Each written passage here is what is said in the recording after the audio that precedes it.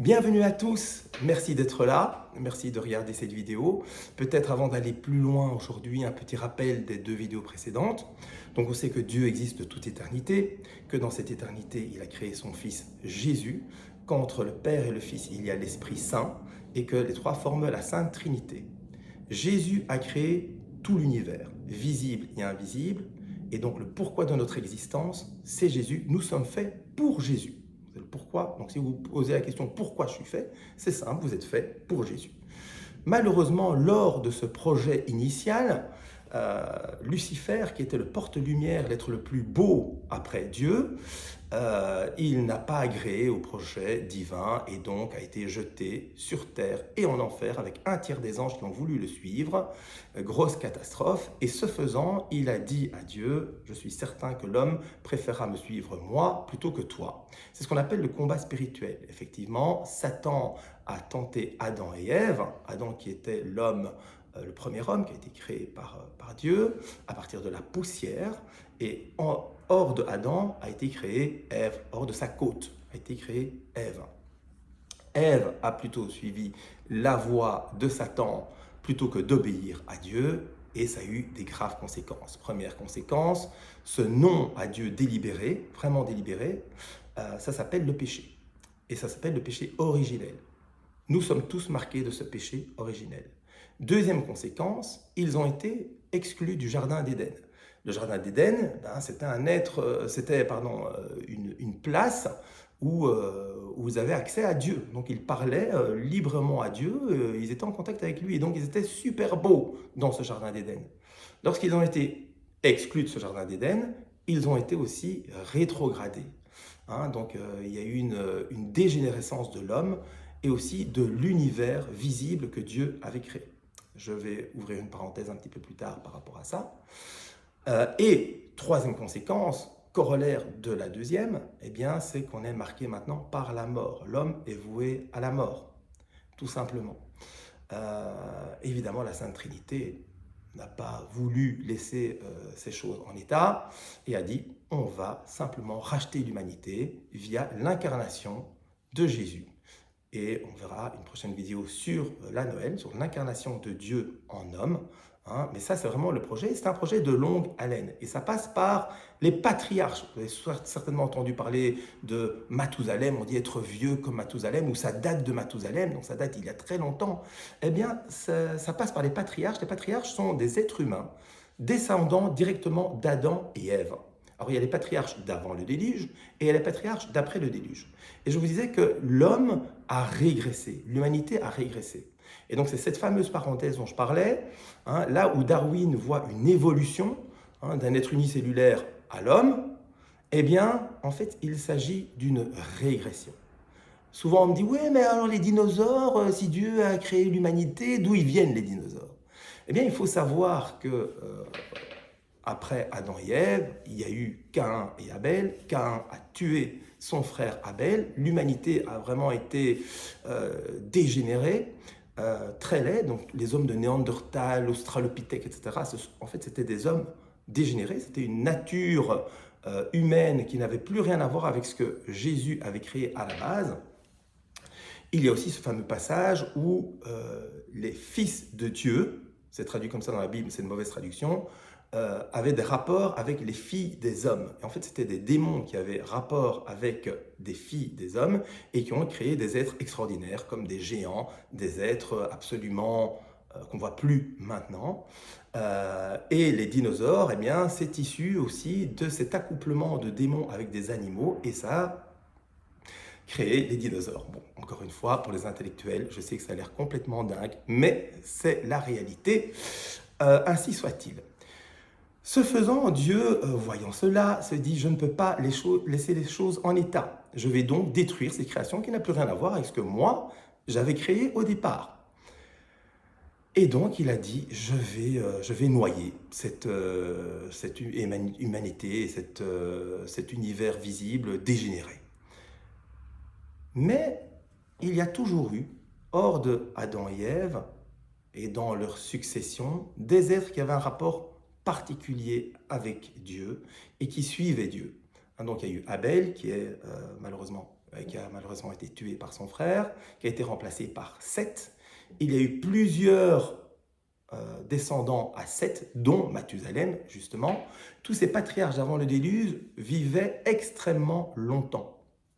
Ils vivaient aux alentours de 900, 800, 900 ans. Mais compte tenu de leurs mœurs complètement déplacées, après le déluge, on voit dans les Écritures que Dieu raccourcit la vie de l'homme à plus ou moins 120 ans. Bon, 120, 150 ans. Et un des hommes qui avait un rapport particulier avec Dieu, c'était Noé. Et donc, Dieu a dit à Noé, écoute, voilà, tu vas construire une arche, tu vas prendre les animaux, une paire d'animaux parfaits qui est encore sur terre, et tu vas les mettre dans l'arche. Et moi, je vais envoyer le déluge. Et effectivement, il y a eu le déluge pendant 40 jours, si je ne me trompe pas, où l'univers a complètement été noyé. Et on voit que ce sont les eaux du ciel, mais aussi les eaux de la terre, les eaux du ciel qui sont tombées, les eaux de la terre qui ont monté, qui ont noyé cette humanité complètement dégénérée. Et puis de Noé est arrivé Abraham, et puis Isaac, et puis Jacob, en dehors de Jacob, Joseph.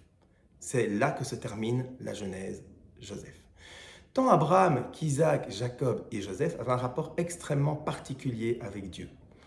Abraham a eu une alliance particulière avec Dieu. Donc Dieu a dit à Abraham, je ferai de toi une nation énorme.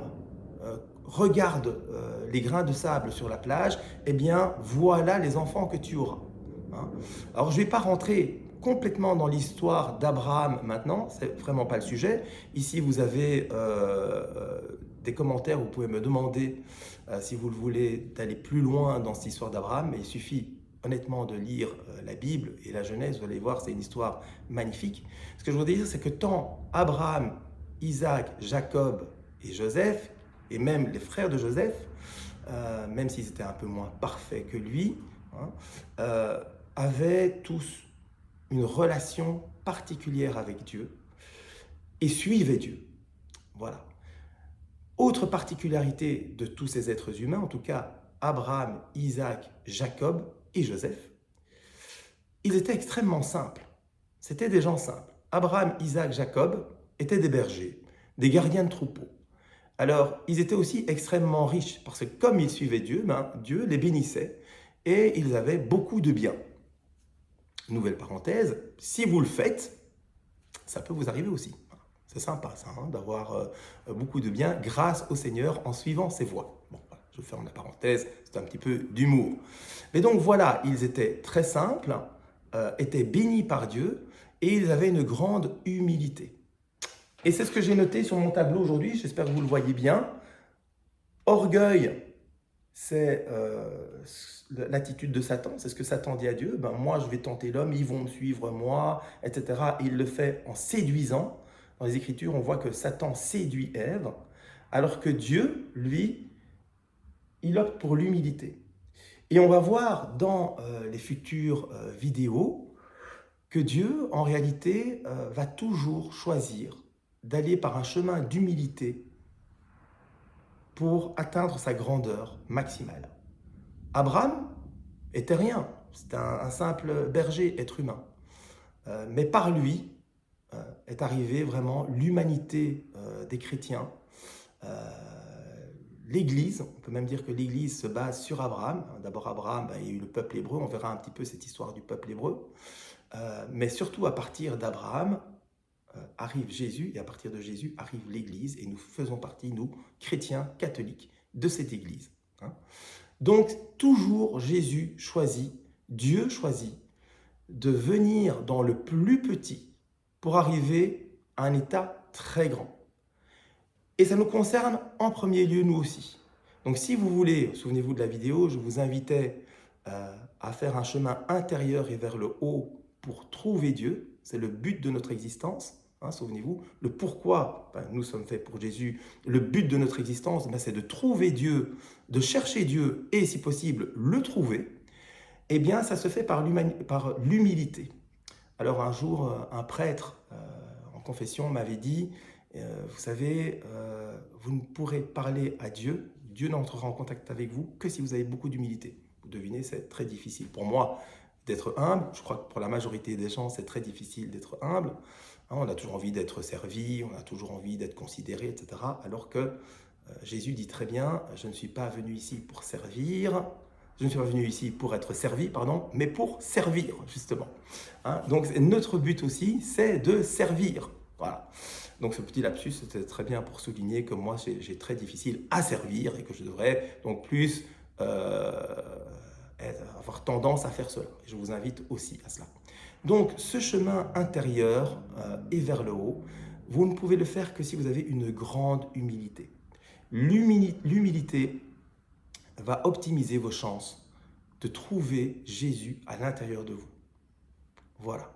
Donc, pour conclure cette vidéo, qui j'espère est assez courte, je n'ai pas vraiment regardé le temps, pour conclure cette vidéo, je vous invite à, si vous êtes catholique, chrétien catholique, allez vous confesser, vous participez un maximum de fois à la messe, à l'Eucharistie, et surtout à méditer et à trouver Dieu à l'intérieur de vous et à pratiquer les vertus catholiques voilà, par rapport à l'Esprit Saint qui est en vous. Si vous n'êtes pas encore chrétien catholique, je vous invite à le devenir, faites-vous baptiser, devenez chrétien catholique et puis participez à la vie d'un chrétien en allant vous confesser, en pratiquant les sacrements, aller à la messe, méditer et aller vers votre Dieu, notre Dieu.